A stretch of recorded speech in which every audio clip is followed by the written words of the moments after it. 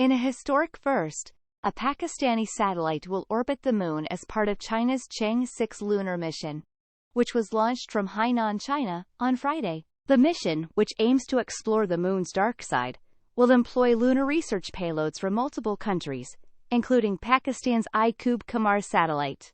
The Institute of Space Technology, ISTDSE, said Pakistan's historic lunar module iCube-Q, which was designed by IST, in collaboration with China's Shanghai University, SJTU, and Pakistan's National Space Agency SuparCo, will be aboard Chang'e 6.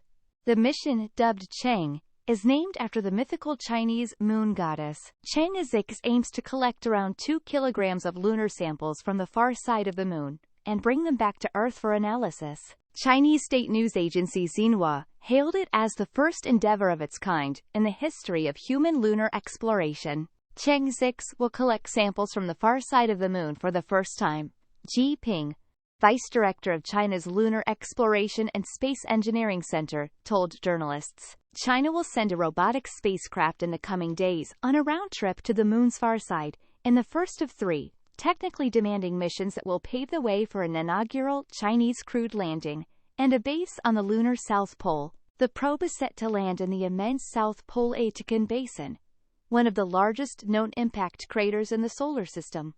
Once there, it will scoop up lunar soil and rocks and carry out other experiments in the landing zone.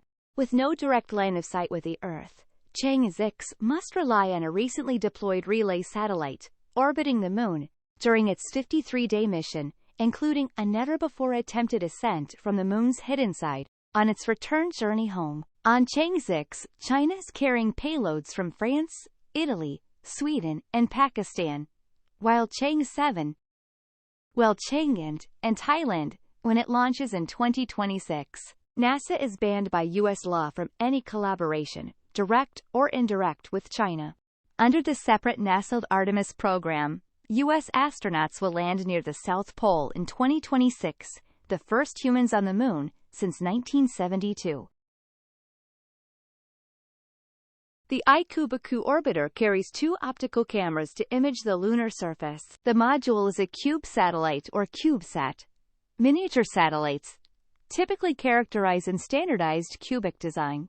Due to their compact size and relatively low cost compared to traditional satellites, CubeSats offered opportunities for universities, research institutions, and commercial entities to participate in space missions and gather valuable data for scientific advancement and innovation. Plans for China's space dream have been put into overdrive under President Xi Jinping. Beijing has invested heavily in its space program over the last decade, targeting a string of ambitious undertakings to close the gap with the 2 traditional space powers, the United States and Russia. The country has notched several notable achievements, including building a space station called Tiangong, or Heavenly Palace, to which it sent a fresh crew of 3 astronauts last month.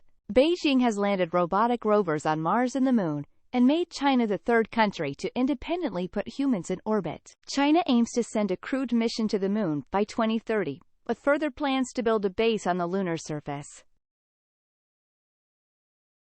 President Asif Ali Zardari and Prime Minister Shehbaz Sharif congratulated the nation on the successful launch of Pakistan's maiden lunar mission. State-run broadcaster Radio Pakistan reported that the president congratulated the IST, SuparCo, and the China National Space Administration on the achievement.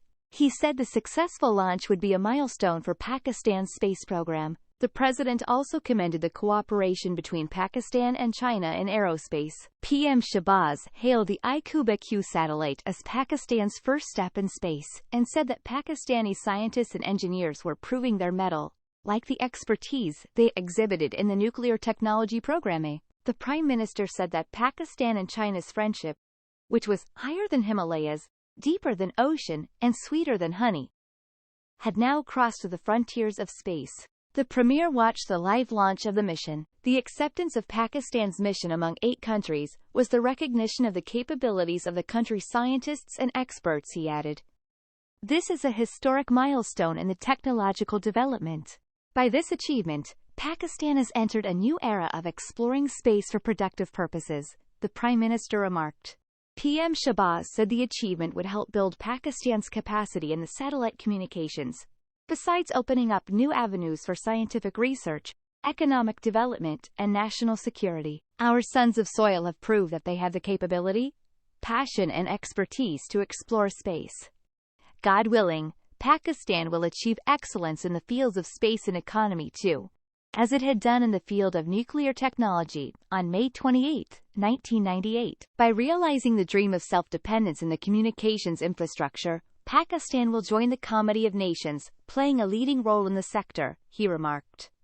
Calling Pakistan's development in science and technology, modern sciences and skill development, the need of the hour, the Prime Minister reiterated the resolve to uplift the country's youth in the said fields, to ensure that the country achieved excellence in the field of inventions. Deputy Prime Minister and Foreign Minister Ishaq Dar took to X to congratulate the young Pakistani students and scientists on the launch of the lunar mission. Today's launch from Hainan is a good example of countries and organizations coming together for space cooperation and shared benefits, he added.